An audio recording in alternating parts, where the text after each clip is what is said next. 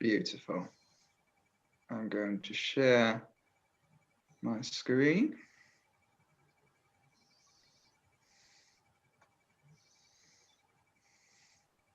Right, folks, most importantly, can everyone see the screen I'm sharing? And can everyone hear me as well? I'm just going to scour the room there for a few nods. Yep. Fantastic. In that case, then, I'll commence. Welcome, everyone, and good evening to our show and tell for our mapping services crisis response. I thought we could introduce ourselves firstly. So I'm Tom Belcher, and for the past 6 weeks, I've been seconded on to this emergency response mapping project. In my substantive post, I am an emergency response officer, part of the North team, and my patches are South Yorkshire and Humberside. I will let Ross just quickly introduce himself. Hi everyone, it's nice to see you. I'm Ross. I work in our information and digital technology team. So I have a title of business partner. So I focus on supporting our different business areas and shaping what their technology strategy looks like in the future. And for this project, I've been working on the planning and stakeholder engagement. Thank you, Ross. And we've also had Harry on the team as well. Harry might drop in, but he's just today, in fact, at about 3 o'clock this morning, got back to work from annual leave. So I think he needs to prioritize his sleep over this, and it's nothing me and Ross can't handle. The good thing about me seconded in, which I forgot to mention, is that because I am in an operational role as an emergency response officer, line managing volunteers, it's a good move to ensure that the project and the work we've been doing is engaged with our frontline services. And that's been my primary responsibility throughout the 6 weeks of the secondment I've been on. So first and foremost, thanks ever so much for dialing in this evening. Halfway through the week, it's prime time for dinner. So some of us might be delaying and getting rumbly tummies, but you've all dialed in for this as well. So I hope you learned something. What we'd like you guys to come away from today's session is know what we're doing, how we're doing it, why we're doing it, and then have an opportunity to feed into the project as well. And from our perspective, we're just trying to make sure we capture that volunteer perspective as well, because it's really important that once the mapping is finished, that might sound a little bit abstract at the minute, once the mapping's finished, it's got to accurately represent the services we actually deliver, and it's operational staff and volunteers like yourself that are actually delivering these services. So it's linking that mapping with our frontline teams. It's a conversation, it is a show and tell. Please use the messaging chat. Ross is going to post a few links in there as we go along to previous YouTube videos we've done. You're more than welcome to interrupt me as well if you've got any questions as we go through. Please do it, because this session's not only about showing you guys what we've been doing, but it's a big priority for us as well to capture the insights and observations you have. So please, please, please make sure your voice is heard.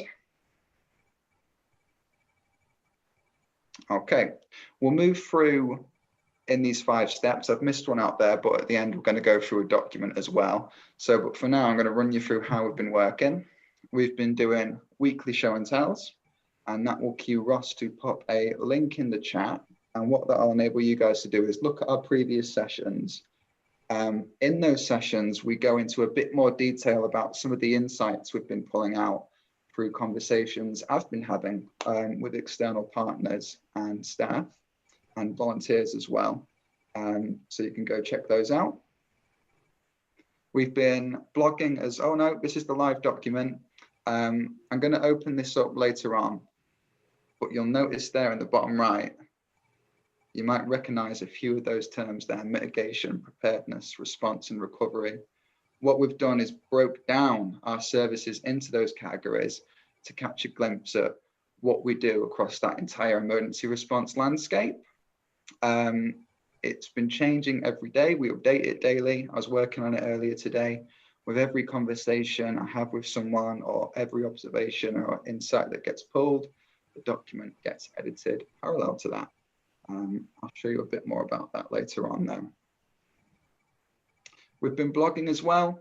It's part of working in the open, which is it's a bit of a, not to use buzzwords, but it's a workplace culture that we're trying to work with. It's about being transparent. It's about making sure everyone can access projects as they're being developed, as opposed to just being given a project at the end of something and saying, hey, look, we've done this, this is it. As I've already stressed at the start of the presentation, it's really important we capture the voices of the people that are involved in the services. So I think Ross is going to post a link to the blog platform. Why map services? So it confirms what service user needs we meet now. So to be specific, we're talking about services we offer. We're not talking about where crisis response sits across the UK from a geography perspective. We're talking about the services we offer, and we're doing it from the perspective of the service user and their needs. It helps us to identify common tools we need to deliver current and future services. So with each service we map and accurately unpack from the perspective of a service user, we can also see from a Red Cross perspective what tools we're using, how we're trying to fulfill those needs. And that's really important as well when we're moving forward and trying to consider how we can improve or evaluate the services we provide. And then it helps us to decide where to focus efforts of service design and tech. The better we can present the work we do to decision makers and external teams, such as those that develop products, the better they can understand what to help us work with and what to provide us, so we can better do what we're doing. A little bit more about that, because I know mapping is quite an abstract term. It's defining our ER service and the many things that we do. It's viewing what we have in common. So many of us will be dialing in from all over the UK today. And even though we're in different areas that have different risks and vulnerabilities that our services work towards, we've got a lot of things in common, and it's about ironing those out and seeing what those patterns are. And understanding similarities across our regions. I'll go into that a little bit more later on because we've got a good insight from that. So some examples to help us try and get our head around that, because I know it might sound strange. The coronavirus support line, a big deal this year, what with our response to the pandemic. From an organizational perspective, it's just that, it's a coronavirus support line. But from a service user perspective, it's get emergency food. So that's the definition and the language we're using to define our services. Because in another context, you might say, I'm a volunteer on the emergency response service. But within that service, we actually offer a lot of services. So get emergency food, get emergency transport. These are all services that need to be defined, and they're all things that we actually offer. Another example here, but it's Council Rest Centre, which is more of an external partners context. From a service user perspective, that's about finding somewhere safe to sleep. So that's the service they're actually going to the Council Rest Centre for. And that's how we're defining our services and how we've been progressing through the work. Good quote. Can I just ask a question? Of course you can, Dave. Very specifically on rest centres. My feeling in response to what you've just said is that it's a little bit narrow, because certainly rest centres I've been involved in are somewhere safe to be. It may include sleeping, but it can be more than that. It certainly can as well. And I've been in rest centres as well, where it's all about agencies that come together to provide information to people as well. And that's a completely different service. But I guess you could view that's just one of the services. So finding somewhere safe to sleep is just one of the services that a council rest centre can ultimately offer. And then if we just think about the support line again, the support line isn't just about getting emergency food to people, but people can also get support with loneliness as well. So that would be a separate service as well. So someone to talk to, so find someone to talk to, could actually just sit in there as well, and it would be another service. Is that making sense, Dave? One of the key points I think is great to pull out in this is organizations tend to name their services by things that make sense to us. So we know that coronavirus support line makes sense to us. Local authorities know what our rest centre is. But I suppose the key point here is, how do we really think about our services from the user's point of view? So if they have a need at a particular time, how do we make sure that when we're naming services, we're thinking about it from their perspective, not... I understand and fully support that, but I'm now curious about where these definitions of how the service user sees things are coming from. Like Tom said, they are only just one example off. So these aren't to say that the support line only does emergency food. It's just one example of a service which sits under that bracket of what we call the support line or rest centre. That's just one example. And as we go through, you'll see that there are more examples of where that sits under that broader bracket. Okay, thank you. If you've still got questions about that, Dave, as we move towards the end of it, and the further context doesn't help with that, bring it up again, and we can unpack it a bit more. All right.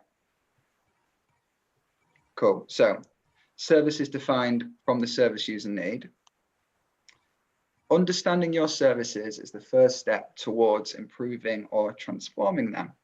So, Ben Holiday is part of FutureGov, and it's a design thinking principle. And it's, I've been referring to it as the guiding principle we've used to progress through the work and manage the insights and observations we've been getting from the teams we've been speaking to. Okay, so we do have an activity to go through, and that's all about capturing your perspective as volunteers. So I'm going to stop sharing my screen in a second. Although, Ross, have you got these questions on the actual Miro board, or shall I talk about them now? No, they'll be up on the, so it's Menti that we're using, but yeah, they Fantastic. will be. Do you want to quickly talk through them whilst I post the link in the chat? I will indeed.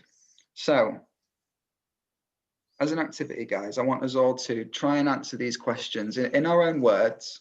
Can be as broad or as specific as you like, but I want us to think about, what problems do we help people with? What do you do as volunteers on the emergency response service, and who do you help as a volunteer? And you can be as broad, as specific as you like there, but I think it'll be really interesting to see some shared perspectives there. So I'm going to stop sharing my screen.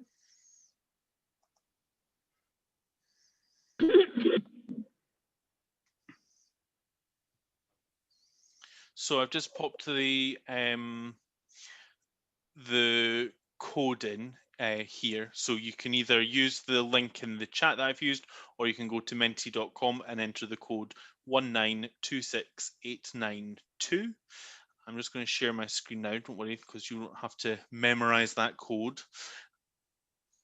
The first question that we're looking at is, what problems do you as a volunteer help people with? So regardless of whether you're in a rest center setting, or whether you're using an ER vehicle to do that, or if you're sitting at home doing something, what sort of problems do you help our service users with? And so when you go in, you should have the opportunity to enter your suggestions, and you'll see them popping up on screen shortly. Just going to make sure the settings are set correctly so you can enter more than one response, because I'm sure you'll have lots of ideas. So let me Don't be shy to voice any technical issues you encounter as well. Don't suffer in silence if you can't access it, or say what you want to say. If you find that it's not letting you save multiple times, it's just because I hadn't set it properly. So if you refresh, it should let you do it now. Yeah, we've got delivering food before and during COVID, which is a really great point, and we'll come on to some of that later. Thanks.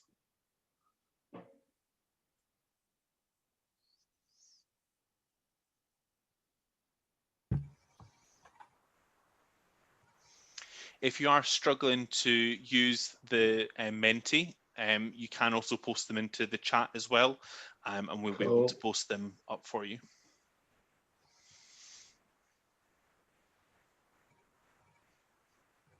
Food, loneliness, transport, corona queries, refugee assistance.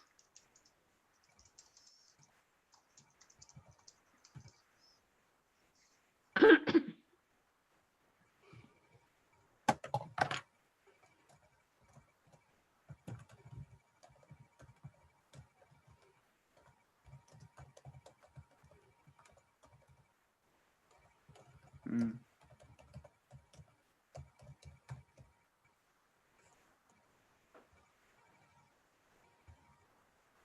Collecting prescriptions is a really great one. Refugee type support's come up a couple of times, which is great.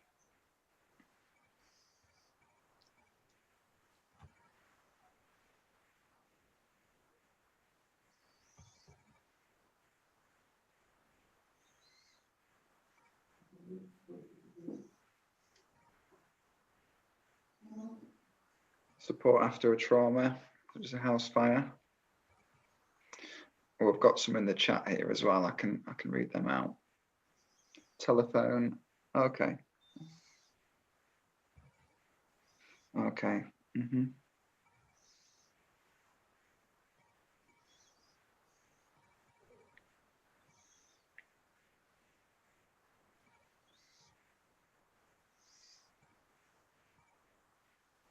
Mm.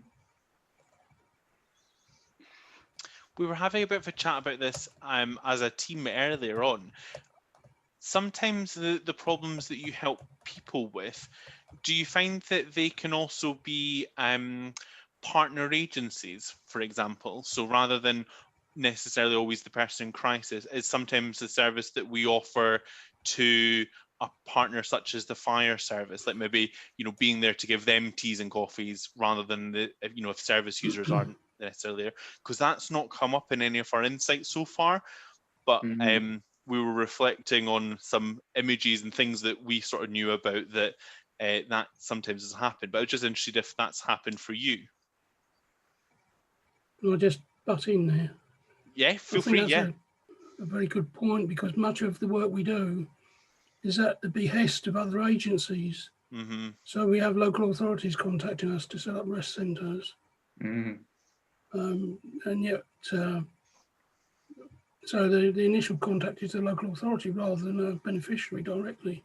Mm-hmm. Yeah, totally. And is there any time where the person who needs the support, rather than a service user as we might traditionally see them, is the actual organisation rather than a person? So maybe I'm not explaining this very well, but give an example of, you know, there's been a house fire, you've got some fire crews there, the family that lived there have gone to a hotel or staying with relatives, so they're fine, but the fire team is still working on site, but we might support with a vehicle to give them tea and coffee and give them welfare support. So have you had times where the user of our service has actually been, you know, professionals, I guess? Definitely. Yes, I've had that certainly in the past. Yeah. You know, I've been to fires where there have actually been no victims, but the fire service have been very grateful for water supplies in particular, which they don't seem to carry very much. And I've also been at rest centres where the local authority have not got any trained rest centre managers and have more or less said, here's a rest centre, it's all yours. Definitely not the first time we've heard about that. Yeah. Can I expand on that just a little bit? Sorry, I'm not sure if what I'm putting into chat is coming up, but anyway, I'll tell you anyway. Yeah, do you want to go ahead, Mike, and then I'll come to Linda after, because I see she's had her hand up. The lady that said about the rest centre having no one that can organise it. I've also been at rest centres where the local authority expect Red Cross to provide the first aid. And that's quite general, that one. Got so you. they have no one willing to take on the first aid situation. Understood. Thanks for that. Linda, We you had a also point. help. We I also was help just with rest centres in the sorry. form of. Dave, sorry, can I come to Linda first? Because I did say I was going to go to her first after Mike, and then I'll come back to you if that's okay. Sorry. Okay, mine is completely non-rest centre related, though I did do some rest centres in the past. Mine is more within the COVID situation. You asked if we were helping other service users, and here in the northern bit of Scotland, we are providing PPE for various agencies and care homes around the whole of the geographic area, which is absolutely vast. Is that the type of example that you and your co-presenter, sorry, I've forgotten his name. It's Tom. Hello. Tom. Hi, Tom. Apologies. Are looking for out with the rest center thing. Okay, so we do vast amounts of PPE delivery up north here due to the geographic spread. Great. That's a really good point around, you know, that sort of widespread logistics. Thanks. Dave. Yeah, I just wanted to add to the rest centre point. We've frequently helped local authorities do their planning and testing of their rest centre procedures. And we find time and time again that the scope of our experience is something that they very much appreciate and draw from. Yeah, I think you're absolutely right. So I'm going to move on because I appreciate probably people are keen to get going for dinner. So I don't want to take up too much of your time, but let me move on to the next question.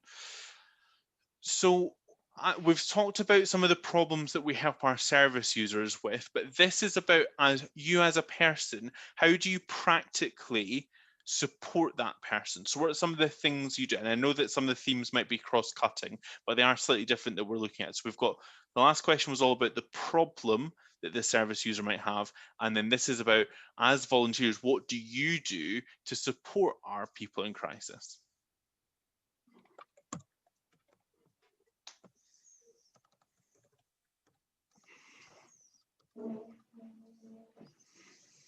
I maybe didn't give fair warning when I did the comms for this that you'll be having to engage your brains tonight to help us.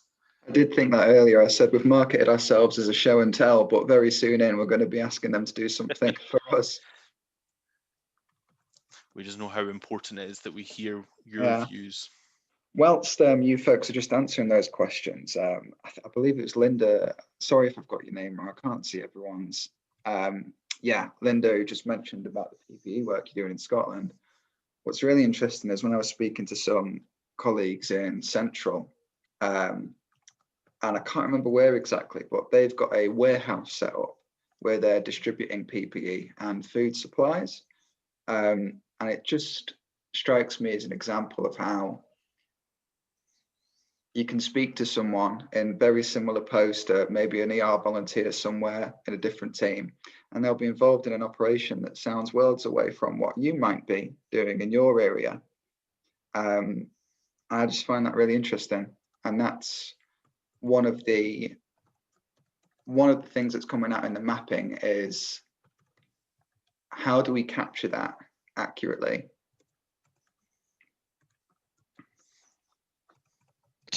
What's interesting is you mentioned Central there, and it's interesting to hear that because like Mary on this group of people, I do call handling for that line you spoke about, and it's very interesting to see the differences as us as call handlers see over the regions, and I particularly noted Central today. I didn't even know Central was in a region until today when I got my hands wrapped, because you don't do PTS. So it's when you talk about mapping and the different, what is the same, you mentioned that in the beginning of your presentation, but what I would like to see come out of your mapping to assist us as call handlers is where are the differences between, let's say, Northern Scotland to Central to London, so that we do not fall into, as volunteers, that we do not overpromise what we cannot deliver, and hence muddy the name Red Cross. Does that sound clear? It does. I think that's something that's definitely worth capturing. Ross, I don't know about you, but I don't know if this is the right time to go into things like that. But I do think it's worth capturing that. I think, yeah, well, let's capture it, and then if we've got time to pick up in more detail, and then we can do, or it might be that, I mean, I know how busy Linda is on a day-to-day basis, but if there is a little bit more time to unpack it, I know that Tom might be able to get in contact with you to have a follow-up conversation. Perfect. Okay, great. So some really great things. You know, keep the kettle boiling, I think, is a really fab one, because that's super important.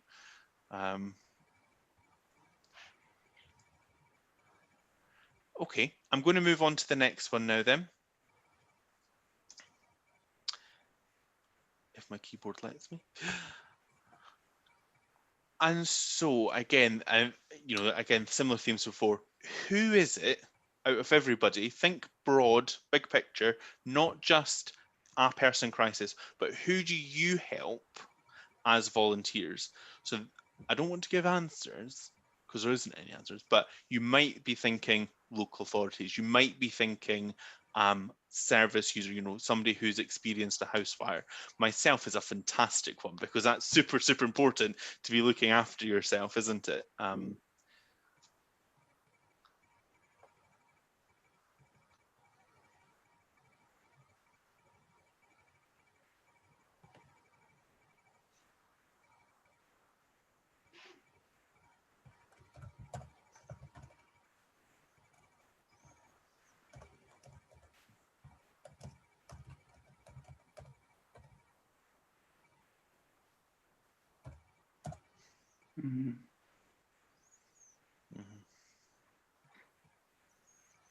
So other Red Cross volunteers, which is a great one. There's that sense of being there for each other, which I think is super important.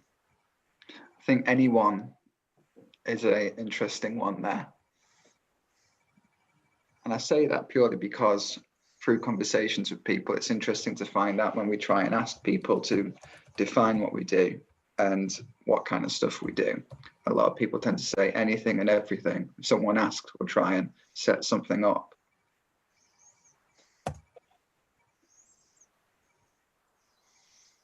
So a couple from Mike in the chat: victims, family, other agency workers. It's a great one. So I don't know how you get it to come up on screen. So that's okay. Don't worry. We'll capture it either way. Oh, I see a name I recognise with Keith.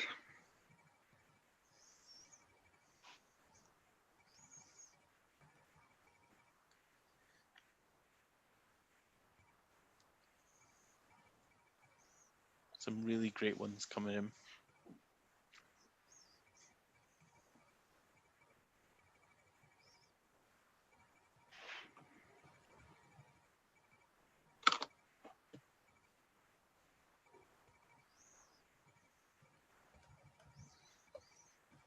Okay. So I'm going to stop sharing my screen now. That's been a really helpful activity for us to gather in your views, and as we go through, you know, just to really reiterate, as Tom's chatting through some of the insights that we've had, keep adding them into the chat, because this is really about us being able to get some of your insight as well. Tom, over to you. Thank you, Ross. And thanks, everyone. That was fantastic. I'm looking forward to getting into those a bit more tomorrow and drawing some insights from those. Right. Okay, so as I mentioned earlier, I've been speaking to external partners, staff and volunteers. And what we're going to run through now are some of the most probably impactful insights we've come across. And in the YouTube video that Ross posted in earlier, you can go back and view our previous show and tells and get a bit more detail about other insights that aren't featured in this one. So 2019, November time, last year, well, 2019, obviously, Doncaster floods hit. Really big deal. I know they hit South Yorkshire as well, but it was the Doncaster region that I'd say was most severely affected in the North response. We've got a fantastic relationship with the council there. with specifically the emergency team, emergency management team manager, massive team under her.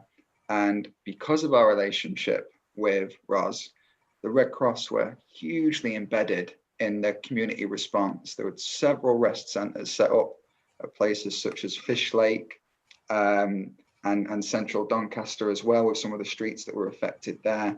And we had a Red Cross presence there from start to finish. You know, I think it started the first week of November and ran into the second week of December, and we had a presence all the way through. I was there a lot. I don't recognize anyone in this group that was there, but I'd encourage you to just drop a hello in the chat if you were there, because it was a huge response, and it was a multi-regional response where people traveled up. And it was a significant major incident. A lot of properties were affected. A lot of people were distraught and are probably still recovering from that trauma now. So we had a chat with Ros to find out about why they use the Red Cross and why they come to us and what they find we provide as service providers. And one of my favorite quotes from the chat we had is, "I've got lots of trained staff, but the Red Cross brings something different." And to give a bit of context to that, it was about our presence in the rest centres. So Ros had plenty of staff trained that we didn't run the rest centres, but we had a heavy presence in them.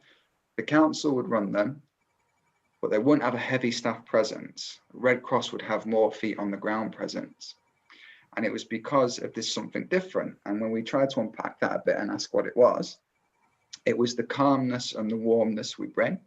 And I think a lot of that is attached to our international brand and the recognition that comes with the Red Cross emblem and our general branding, which I know we're all probably really familiar with and know the impact that has. When people are dealing with the council, it's a completely different experience to when service users are dealing with Red Cross. We are not a face of the council organisation, so we get different reactions from people, and thus we're able to help people in a different way. The connections we bring. So in some areas, we don't just represent a Red Cross response to incident, but we represent other voluntary agencies as well. So places like Yorkshire 4x4, we have a really good relationship with St. John's Ambulance. So when we're in major incidents, we can work with those organisations, but we will be the link to the wider picture that brings those guys in to help and assist. And it's also our national connections as well. And our emotions as well. So it's the emotional support we bring, not just to service users, but to the external partners we work with as well. Ros was very praising of us in that the volunteers assist the staff as well as the service users. The volunteers are checking in with people, seeing if they're okay, because we're obviously well versed in these scenarios, and we know that people's working hours shoots up. People don't get the rest and recuperation that they'd sometimes need. And we've just got that institutional experience in those settings, and it creates for a warm impact. I thought that was a fantastic insight. And I'd be curious if people popped in the chat, those that have worked in council rest centres or with councils on major incidents in patches I'm not familiar with, if they think their local councils would echo something similar. But I think it's a great one. It's hard to define the humanitarian bit. The humanitarian bit is within the context of trying to articulate what our offer is. When we're trying to help in these major incidents, what are we doing? And an insight that was coming out in our conversations is that it's really easy to define practical support. You know, we'll rock up to maybe a house fire call, and it's not a challenge for us to define. We hand out clothing kits, we hand out toiletries, we assist people with insurance. So that humanitarian bit starts to get a little bit abstract. The emotional support that's involved with that, it can be tricky to articulate. Again, I'd welcome people in the chat to pop up if they've experienced something similar, if they've got a concrete definition of what kind of Red Cross humanitarian support looks like. This is a massive one as well. Regions appear to meet the same needs in different ways. So I know I've experienced across our workforce, I'm talking about volunteers and staff here, I'm not differentiating, but we can get a bit regional. Sometimes we can think, oh, things are done completely different somewhere else. That difference might just be maybe some volunteers aren't part of a rota.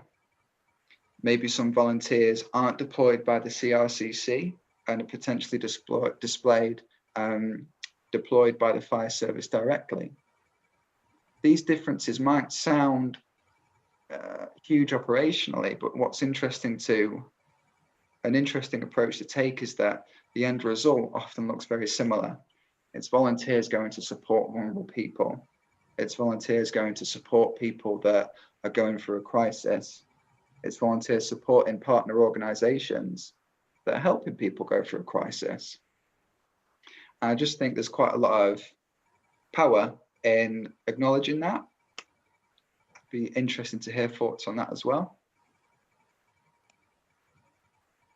So, rest centers don't reach everyone, far from it. I just thought this was interesting. So this insight came about not only from a chat with internal staff, but a chat with external partners as well.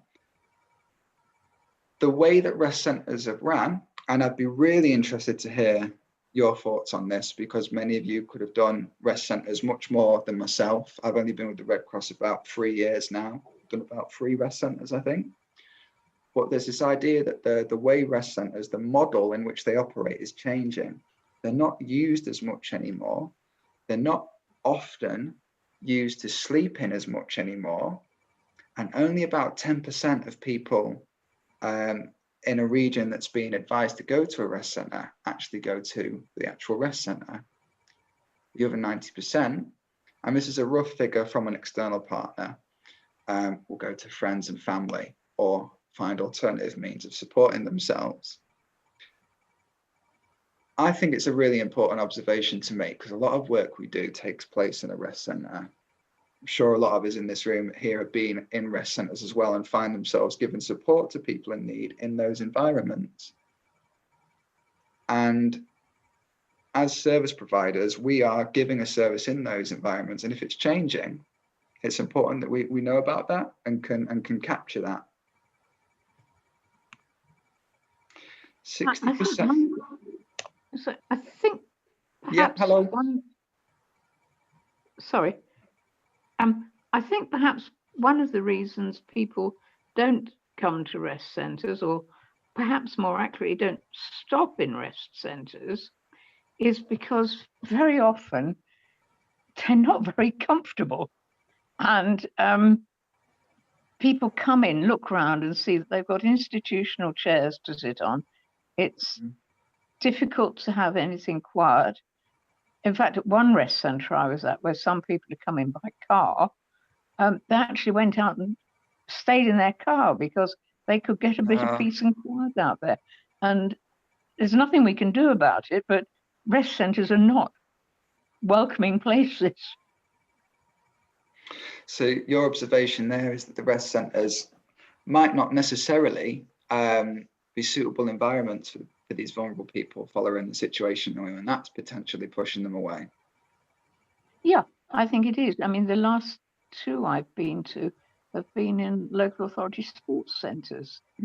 And the only chairs that are available are stacking chairs. And they're not much good if you've got to sit on them for several hours at a time. I think the reality, solution is. Not in this country, but we all remember the images of Hurricane Katrina and the Superdome of the New Orleans Saints becoming a ghetto. And that is not within Britain and not within the British Red Cross, but the rest centres, people have a fear sometimes of being, as somebody has said, institutionalized and are not what they are, rest, but maybe cordoning off people. I think we have to accept the reality that for the vast majority of local authority rest centres, it's actually for 99.9% of the time an exercise in ticking boxes, just to be able to demonstrate that they have some facility which can be converted to house people in an emergency situation. If there was more direction from government about the purpose of rest centres and that was put into some form of law, then it's possible the rest centres would be more welcoming, would have better equipment, and would be better prepared for actually being deployed. Our role in it, I believe, is to actually try to push for that kind of result. And my feeling is we have an opportunity to encourage and work with local authorities to do better with their rest centres. And we don't have a clear view about how they should be and what they should do. And therefore, and we certainly don't have a programme we can offer to local authorities to work with them to develop that kind of vision. Sorry, if I can just give a good example. The problem with most rest centres is that they're used once in a blue moon, and they're very rarely staffed at the same level they're needed as a rest centre as they are during the day. One good example, though, is where it's used routinely, and although it's something you don't really want to get involved in from the point of view of having a flood preparedness at Jaywick and the local authority there are very good because they know they're likely to use the rest centre every year. So they have it set up, or they have an organisation that knows what's required. So you need a quiet room, you need a room for children that's secure, you need to accommodate pets, etc. They've learned out of experience and working with the Red Cross and the other organisations. And I think just to pick up on what Dave's saying, I think we at Red Cross, if we're going to be asked to man it and take responsibility for it, then we are justified in saying what we want to see there. I think even things like the provision of folding screens is deficient in the vast majority of them. And working pens. If the pens that are stocked away aren't routinely checked over, the ink dries out and no longer works. And when you've got lots of people trying to fill in extremely important documents with pens that don't work, something I've experienced before. I was going to say that sounds like personal experience. Yeah. Some really interesting points down. A theme, one I'm interested in myself, but we don't necessarily have time to go in for, is subject expertise there. And we touched upon advocacy work in there as well. And interesting how that relates to humanitarian viewpoints and humanitarian approach to helping people in crisis. I'm going to move on from this slide, but I'm really happy we've got those. We're recording this anyway, aren't we? So we can unpack those. 60% of calls about fires. I often hear people refer to that the work we do through the fire service is our bread and butter work. Might be controversial because I'm well aware we have areas that don't always do that kind of work. Cumbria, because of its geographical location and the difficulty of getting response units there in practical scenarios, don't do fire calls, can't do them. There's not actually a big need for them because of the, what's the term? I guess the geography of the scenario. I'd be interested if people would agree or disagree with that. Pop it in chat if you think you're getting out and doing a lot of fire calls, if you do think a lot of work that we do is the fire calls. Here's an interesting one. I know someone was going to chime in then. Yeah, I was looking back at some old notes the other day and I found that at one time I'd done 3 fires in 4 years, or 4 fires in 3 years. And that's in the West Midlands, which is quite busy.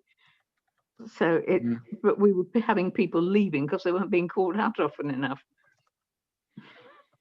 Yeah, it does vary. It does vary. Emergency food. I think this stat is not surprising in the slightest. As we know, COVID, big part of our British Red Cross response has been getting food out to people that have been vulnerable and isolated due to the pandemic. 88% of the emergency food services we've provided, service users we've seen to in the past 3 years have come from 2020. I know that's not surprising. I think it is a testament to how the Red Cross have had to quickly scale up an operation that can provide that kind of support to a lot of people in a short period of time. And I know that's something the teams I'm part of in my substantive role, we're doing a lot of when COVID first hit.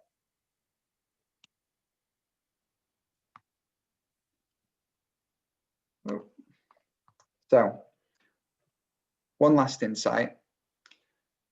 There's this idea that a lot of what we do now can perhaps be burdened by admin. So the documentation of what we're actually doing is the doing. Ideally, what we want to work towards, and what we think mapping services effectively does, is help us move towards working environments where doing becomes a documentation. You know, the technology that we use to deploy, to keep track of data needs to help us do what we're doing. It shouldn't be a burden. I know it sounds like common sense, but we've got to remember that we're a huge organization with a lot of layers.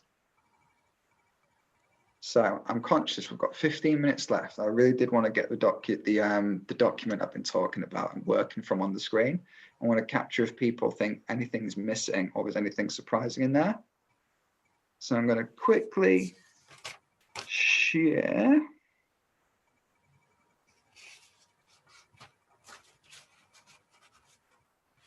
Right, guys, can we see this? Mapping services crisis response. Yeah. So this is the document we've been working on. The formatting, we've broken it down into mitigation, preparedness, response, and recovery. And these are the 4 phases of an emergency. And it's often the 4 phases that local resilience forums and councils and fire service and police will work through to understand the landscape that we're operating on. Mitigation. So all this stuff is admittedly a bit staff heavy here. We sit on a lot of local resilience forums with partners, and they are good opportunities for us to develop our relationships with partners. In some areas, we're actually included on flood preparation documents. So if a res centre gets triggered, it's part of the procedures and policies of that region to trigger Red Cross and to getting volunteers out there. If we take a look at that, and if you guys think anything's missing from that or anything surprising, please shout up. Do you have no plan for cyber attack? Cyber attack's a good one. It is on a lot of LRF risk agendas, but we aren't necessarily involved in them. Something that I do think we might be involved with is something called a blackout, which can follow a cyber attack, and that's when everything gets shut down. Utility companies, power, it goes. And there's often councils will talk about, right, we need to find a way to involve the voluntary sector in that. But no, cyber attack's an important one, and it hasn't come up, to be fair. I think it should be, as you were saying, the consequences of cyber attacks, because they will manifest themselves in very physical ways. Maybe a complete blackout or shutdown, but it could be less than that, but nevertheless serious for particular groups of people. You haven't included a train crash, and there are probably more train crashes than plane crashes. Yeah. And they cause major transport dislocation. Yeah, we were actually thinking about redefining that because someone said the exact same thing. Liz, colleague from Cumbria, highlighted that they've obviously got the airline flow that crosses over and where there can tend to be some accidents in the past. But it's no different than the train line. And in fact, the train lines can sometimes be more frequent in a region. So we was actually thinking about redefining that one. And presumably in some coastal areas, it could include boat wrecks. Yeah. So I'm just going to jump over to preparedness. As you can see, we're very response heavy, and I don't think that'll come as a surprise to us in here. Sorry to go back to this, Thomas. In the heading of this section of the document, you've got services as users see them. Yeah. Then you look at mitigation and you talk about plan for flood in your area and so on and so on. I suggest that the service users, as you were defining them earlier, would rarely plan for any of those. Absolutely. And this is why we've been referring to this. It's invisible to a lot of volunteering work. A lot of volunteering isn't involved in this. It tends to be people like senior emergency response officers and other organizations. But what's really important in the mapping is that we capture the work we're involved in, even if we're just a small contributing factor to that, because we need to know what we're part of. So a lot of crisis response time is sat around tables where this is on the agenda, and we do have a role to play in it. Now, just because it's mapped here doesn't necessarily mean it's something, oh, you're out doing as a volunteer. That stuff tends to kind of come into here in response. I'm fine with that. Absolutely agree with you completely that these are the things we should be understanding and working on and so on. But what I'm going back to is what you were saying earlier about services as users see them. Now, users, generally speaking, don't get enough visibility, if any, of the kind of planning that goes on here. Now, maybe that in itself is a problem and something that both local authorities and we should be thinking about. But I've still got this disconnect between the definition of service users as you've got it here and as you had it at the beginning. Yeah, with this one, you can think of the service users potentially being our external organizations that we're part of there. Right. So there might be a council that thinks, right, sometimes council can get pressured to, you need to have the community built into what you do. And a way for a council to do that is to be like, okay, let's get voluntary agencies involved. And so it's like, oh, great, let's get the Red Cross in to help work on plans and be implemented into our plans when we deal with mass flooding and stuff. So that's where that element's coming in. I understand the grey area of confusion, especially when I put such an underlining feature on service user needs. That's one of the good things about this mapping. It's helping us unpack that and see where the grey area is, and then we can better define it once we get really specific with it. I'm going to jump to preparedness now. Can I add in just a quick bit on that? Sorry, Tom. I was just going to mention that on our emergency response app that is targeted at the public, we do talk about planning for floods and we do talk about planning for various things. So it's not, I think you're absolutely right, Dave, that it's definitely not a service that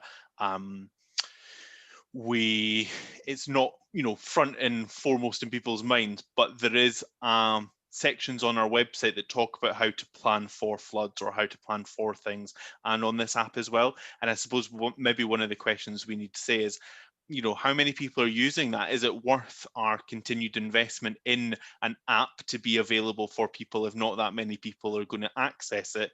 And, we're picking up in the chat about the administrative burden. Is our efforts better spent focusing on that than maintaining an app, for example? So that's why some of this is really helpful, just to really set everything out on the table and stand back and go, so where do we need to focus on first? That's one of the key things that we want to work out from this.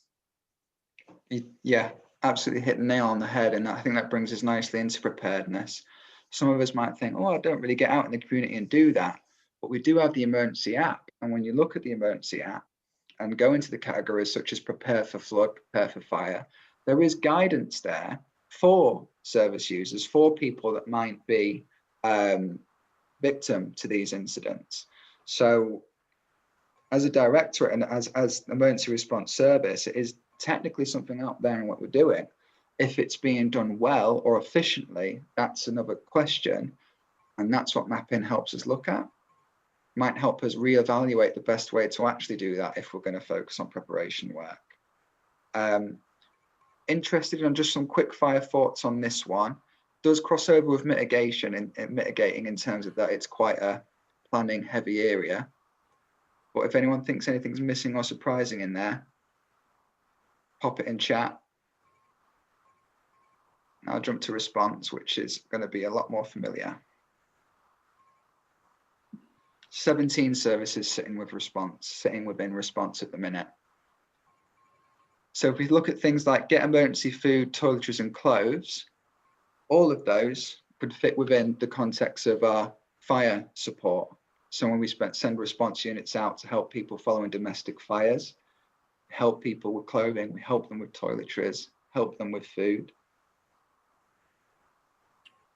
Medication delivered, a lot we've been doing this year. Support with living costs. So we've got our cash assistance schemes up and running this year as well, that some of you might have been out and delivered. Supplies and power cuts. What do you think, guys? Do you think anything's missing from there that you think, actually, I do this a lot as an emergency response volunteer, and I don't think it's been captured there? Availability of communications. Quite often people will leave their mobile phone in the house at the fire. Sometimes mobile phone signals are no good. So being able to provide them with a means of communication. 100%, actually, that's a good one. Or they bring their mobile phone and don't bring the charger. Yes. Have you got a duplication here, which I'm not quite, perhaps it isn't. You've got get supplies for a power cut, deliver supplies in a power cut. So you're treating are collecting them and are delivering them as two separate items, are you? yeah, so get supplies is from the perspective of the service user, whereas deliver supplies is from the perspective of a utilities company that would want to call upon us to deliver that for them. Okay. Some crossover there, so I understand totally where you're coming from. There's one that occurs to me which could easily be argued to be already included in one or two of the others, but that's providing support to some kind of mass evacuation, which could be for a whole variety of reasons, which is subtly different from a domestic fire and from a terrorist attack, but it might be implicit in both. Yeah, have you been involved with something like that before, Dave, where you've actually been in the evacuation process? As mass is a question of, it's a bit subjective, but yes, I've been involved in evacuation exercise, but it's not frequently. I would agree with that. I've done evacuation where people do not want to leave. There's flooding and things. I know it can be quite common. Oh, sorry, Tom. I was just going to say it's quite common. Yeah. I was going to add in, you've got requesting emotional support for frontline teams. And maybe it's implicit in what we do, but it's emotional support that we're providing to really everybody that we're dealing with. And I think it's probably implicit, but it's maybe worth listing as well, in that we're providing it to the users, providing it to each other, but primarily it's going to be the public as the users as well as the frontline teams. Yeah, there's probably some merit there in how we've worded these ones here, but maybe wording it get emotional support. Yeah. That seems to vocalize that service user need a bit better. You haven't included in there any provision for first aid services, whether they come from another VAS or they come from the ambulance service. It's still something that's got to be organised. Okay. I'm interested in the first aid one, but I'm conscious of time. If these come to you after the presentation, please get in touch with us to let us know. We've got one more section where we're quite small on services.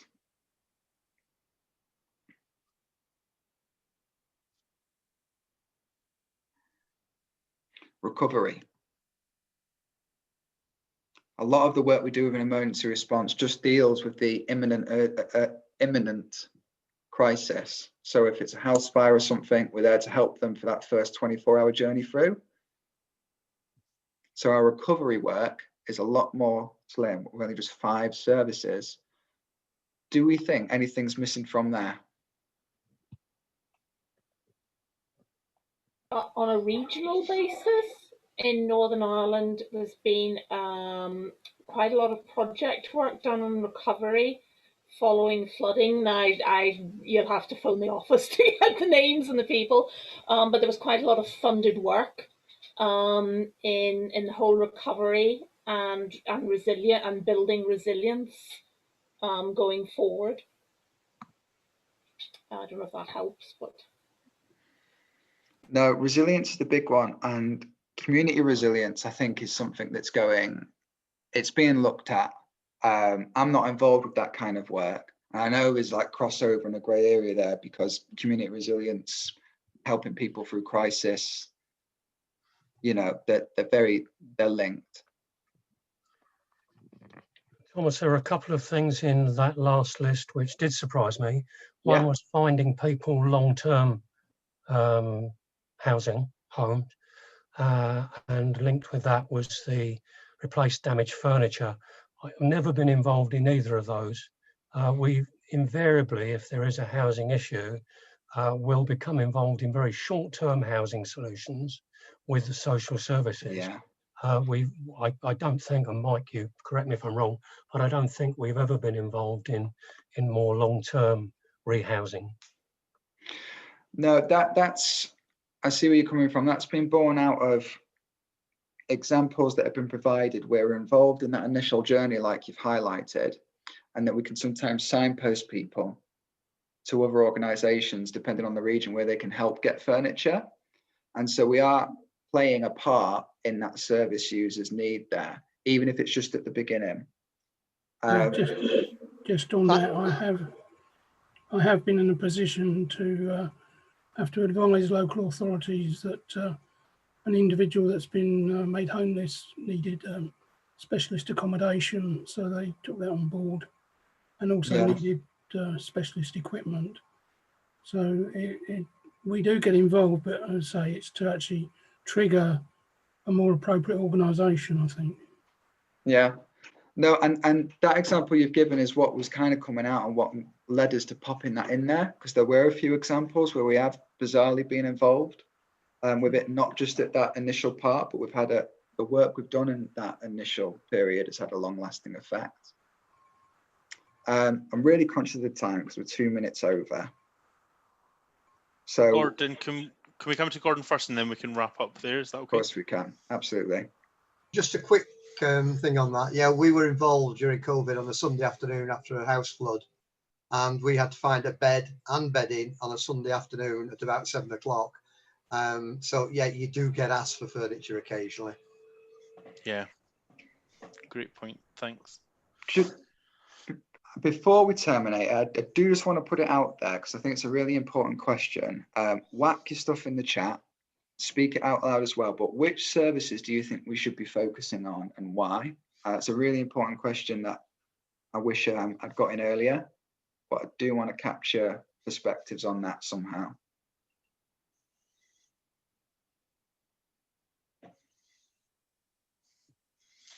As opposed to frame it another way, if we were to go into 2021 and we say to our director, hey, Matthew, we want to focus on this and we want to make sure we nail down on getting this right in the future, where would we put our effort? In your mind, where is it better to put our effort? Personally, I think I would put some effort into ensuring all the local authorities know what their responsibilities are and practice them, because at the moment I go to various exercises as well as incidents. What you'll find is there's such a disparity of ability around local authorities that they'll practice something like a flood in an area where there's not going to be a flood, or you'll have someone come saying they need people to come along for an airport exercise. Well, half the time the airport exercise is just a tick box to maintain their civil aviation license, so you don't really get a lot of feedback from them. So I think it's making I think the Red Cross need to drive preparedness in the community, and that starts with preparedness with the local authorities. I think we could well do with providing all local authorities with a comprehensive list of everything that we could provide. The last exercise I went on, I know speak of the English, and they didn't know anything at all about the ability of the phrase books, and were absolutely delighted to see them. But nobody had ever told them that they existed. A very useful resource. I've used it many times. As you will have gathered from what I said earlier, I'm very much supportive of what Mike just said. However, I would say that we have to continue to focus on response to fire calls, response to flood calls, response to power cuts, and whatever gives us credibility for a particular local authority area, because we can't offer that support to them without having that degree of credibility. Really appreciate this input. Great. I've seen lots of stuff in the chat I haven't had a chance to look at, but I'm really looking forward to getting stuck into that tomorrow. Don't worry. I have posted Tom's email address into the chat. Well volunteered, Tom. I go on holiday after Friday, so if you've got any other reflections, then feel free to follow up with Tom by email, just if there's anything else that you want to contribute into. It'll all get brought in together.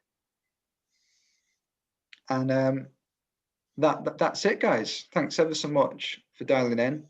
Really appreciate all the insight, and I'm looking forward to getting stuck in with that. And please do get in touch if you've got further thoughts, because you can view that document in your own time as well. We've popped that link in the chat, and I think it went out in the email too. So please browse it with the hindsight of the context of knowing a bit more about the project. Because as we get towards the end of the year and the completion of the mapping project, it's the specific things we need to capture. We've got the broad stuff, but it's the specifics we want now. And that's only going to come from you guys speaking up about them. For sure. Thank you. Thanks so much for everyone's time. Really appreciate it. Enjoy your rest of Have a lovely evening, guys, and a festive period as well. Okay.